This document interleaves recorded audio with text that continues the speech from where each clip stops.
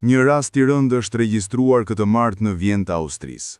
Sipas raportimeve të mediave austriake, 4 persona kanë humbur jetën tragjikisht si pasojë një incidenti në vendin e punës.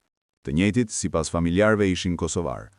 Me dhimbje të thellë morëm lajmin për humbjen e jetës së djalit të Axhës, i cili tragjikisht humbi jetën në vendin e punës, në Vjen të Austrisë, bashkë me 3 shokët e tij nga Kosova, thuhet në njoftimin e familjarëve.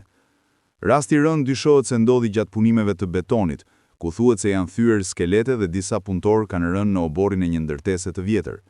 Kryeministri i Izraelit, Benjamin Netanyahu, reagoi përsëri ndaj spekulimeve në mediat sociale që pretendonin se ai kishte vdekur, ndërsa postoi këtë të martë një video të re, kësaj here me momentet e takimit të ambasadorit amerikan, Mike Huckabee.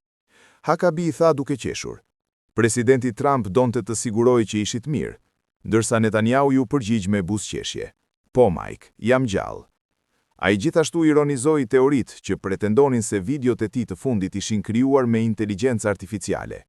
"Ne shtrëngojmë duart me 5 gishta në secilën dorë", tha Netanyahu. Gjatë takimit, Netanyahu tregoi një kartë me emrat e udhëheqësve të lartë iranian që Izraeli po i shënjestron. Ai tha se kishte fshirë 2 emra gjatë natës, Ali Lariani dhe Golamreza Soleimani, të vrarë së fundmi, ndërsa theksoi bashkëpunimin e ngushtë me SBA-n. "Ajo që po bëjnë presidenti dhe forcat amerikane është e pabesueshme.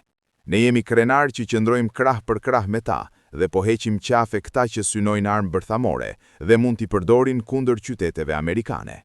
Ata nuk do ta bëjnë këtë, ne do t'i zhdukim nga faqja e dheut", tha ai. Video e re vjen pas përhapjes së teorive konspirative në rrjetet sociale, të cilat Netanyahu i mohoi me humor dhe vendosmëri.